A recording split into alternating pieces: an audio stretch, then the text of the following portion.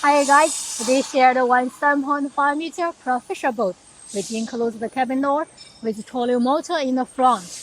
Well, next we'll go on board and see more details about this one.